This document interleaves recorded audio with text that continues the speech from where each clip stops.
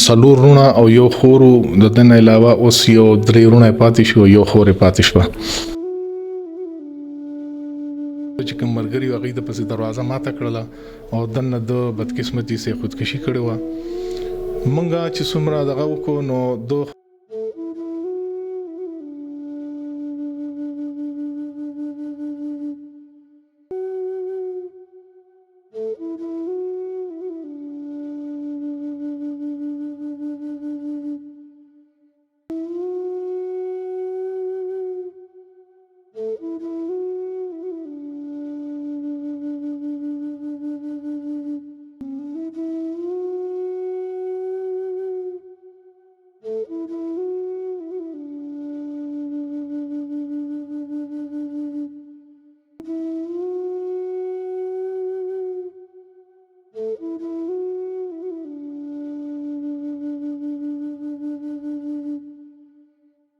بسم الله الرحمن الرحیم ګرانو عزتمندو نواز منګل ما او دا مهال زه د پیښور پوهنتون اسلامیه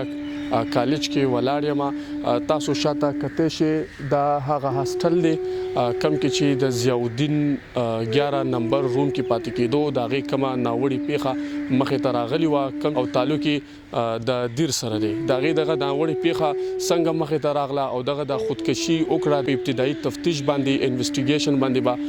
نورې خبرې کوو د پولیس سره نو چېرته مزئ موږ سره جی بسم الله الرحمن الرحیم ګرانو عزتمندو نواز منګل یم او دا مهال زه موجود یم د پیښور پوهنتون کمانډنټ د پولیسو مشتاق صاحب سره تېره ورځ ډیره زیاته خفګاني یو واقعه مخې ته راغلې وه چې د اسلامیه کالج د لا د اووم سیمسټر یو سټوډنټ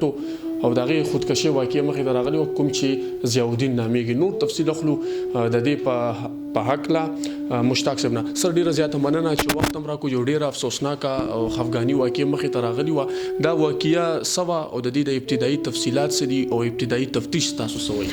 ډیره مهرباني ضیاءالدین د 7th سیمسټر د BS لا اسلامیه کالج یونیورسيټي سټوډنټ او واړه اپر دیر سره تعلق دا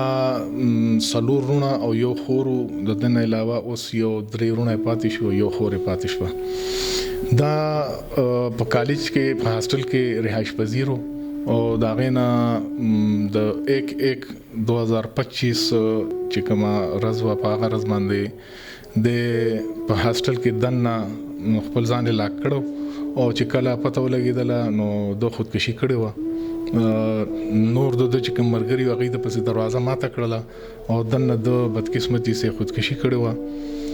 مونږ چې څومره دغه وکړو نو د خو یو خیر د خپل سوسایډ نوټ هم لیکلی او په هغې کې سپیسیفیکلی دا خبره کړې وه چې یا زما د مور نه یا د پلار نه څه قسم داسې دغه نشته دی نه زه څه قسم داسې ریلیشن کې وم خو بس زه په دې دنیا کې اوسېدل نه غواړم بس نور دنیا نه زه تلل غواړم مونږ ابتدایي طور باندې چې کله د دې انفارمیشن ریسیو شو نو مونږ کرایم سین یونټ خپل راوغوښتو کرایم سین یونټ د موقع نه برابر هر قسم شواهد اکټې کړل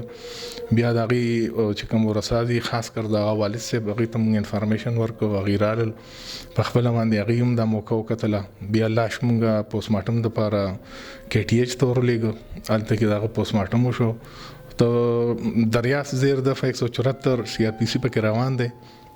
ان شاء الله مزید ډیټیل چې سره راځي هغه تاسو سره سر لاس کوشش کوم تاسو هم ډیر زیات مصروفیت موټیو سو از ا پولیس افیسر او د یو از والدین د والدینو په تور بس پیغام ورکول غواړي خلکو ته چې دا واقعي تاسو کله خپل وکړه حقیقت دا چې خلک په هم ډیر زیات خبري از ا پولیس افیسر تاسو خپل تاثرات څه دي زما تاثرات دا دي چې د والدینو خپل ماشومان یو غیر ضروري یو نه ختم ہونے والے کمپټیشن کې ماشومان ورچولي دي یو ماشوم به یې په 1200 کې 1100 نمبر واخلي او چې کور ته لړ شي نو مور به هم جاړي پلار به هم جاړي او تا نمبر کم یې اغستې دي په 1200 کې 1100 نمبر یې اغستل ډیر غټ کار دی دا غي نه باوجود په دې کمپټیشن کې دا ماشومان چې کوم دینو دومره غټ د ډیپریشن شکار شي هغه ډیپریشن د وجې چې کوم دینو داسې مسایل هم پکې مخې لراشي ګران عزتمندو ګران کتونکو دا مشتاق صاحب کم چې د پیښور پوهنتون د پولیسو کمانډنټو د دې خبرې تاسو اورئ مونږ کوشش کوو په کم سپاټ په کم ځای کې چې هغې خودکشي واقعي مخې ته راغلې وه هغه هم تاسو ته ښیو